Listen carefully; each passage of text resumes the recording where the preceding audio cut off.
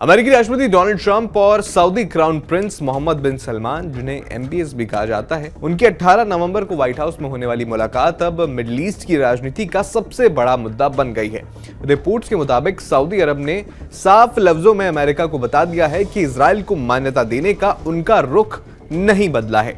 Reuters की report में 2 विश्वसनीय सूत्रों ने खुलासा किया कि सऊदी अब्राहम अकॉर्ड्स पर तभी दस्तखत करेगा जब फिलिस्तीनी राज्य के लिए एक साफ रोड मैप बन जाए। ये मीटिंग न सिर्फ डिप्लोमेसी का टेस्ट बनेगी, बल्कि सऊदी अमेरिका के बीच डिफेंस और टेक्नोलॉजी डील्स पर भी फोकस करेगी। लेकिन फिलिस्तीन का मुद्दा बीच में आकर सब कुछ मुश्किल बना सकता है।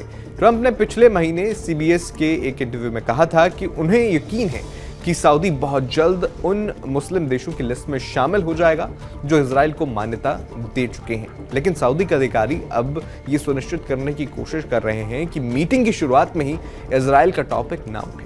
न्यूयॉर्क टाइम्स की रिपोर्ट के मुताबिक MBS सिक्योरिटी पैक्ट और न्यूक्लियर डील पर जोर देना चाहते हैं, लेकिन इजराइल नॉर्मलाइजेशन को फिलिस्तीनी स्टेटहुड से जोड़कर देखता है।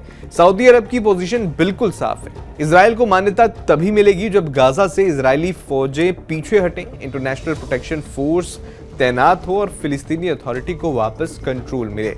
गाजा में 2023 के हमास अटैक के बाद इजराइल की मिलिट्री एक्शन से अरब दुनिया में गुस्सा बढ़ा है, जिसकी वजह से सऊदी जैसे देश घरेलू दबाव का सामना कर रहे हैं। एक रिपोर्ट में कहा गया कि सऊदी किसी डिप्लोमेटिक गलती से बचना चाहता है, इसलिए मीटिंग से पहले ही अमेरिका को अपनी शर्तें बता दी हैं। अगर सऊदी इजराइल को मान्यता देता है तो ये दशकों की पुरानी दुश्मनी खत्म करने जैसा होगा, लेकिन फिलहाल ये संभव बहुत कम लग रहा है, जिसकी संभावना बहुत कम लग रही है।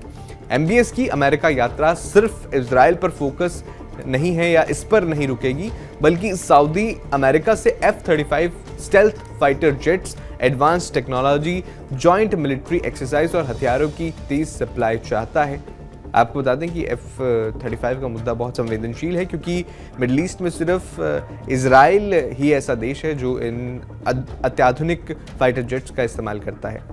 इसके अलावा AI, न्यूक्लियर कोऑपरेशन और ट्रेड पर सऊदी और अमेरिका के बीच में एग्रीमेंट साइन हो सकते हैं। साउथ चाइना मॉर्निंग पोस्ट के मुताबिक सऊदी एक लिमिटेड डिफेंस एग्रीमेंट चाहता है जो बाद में फुल ट्रीटी बन सके। ट्रंप के पहले टर्म में सऊदी ने $600 बिलियन के इन्वेस्टमेंट का वादा किया था और अब ये रिश्ता और मजबूत हो सकता है। लेकिन इजराइल को मीटिंग से बाहर रखने की सऊदी की कोशिश असरदार होगी या नहीं, ये देखना दिलचस्प होगा। बता दें कि ट्रंप और MBS का पुराना दोस्ताना है। ट्रंप ने अपना दूसरा टर्म शुरू होते ही मई 2025 में रियाद विजिट किया था। अब ये मीटिंग सऊदी के लिए 7 साल बाद पहली है और मिडिल ईस्ट पीस का टर्निंग पॉइंट बन सकती है। लेकिन फिलिस्तीन की शर्त के बिना इजराइल का सपना अभी अधूरा ही लगता है। आपका इस पूरे मसले पर क्या कहना है, हमें कमेंट बॉक्स में ज़रूर बताएं।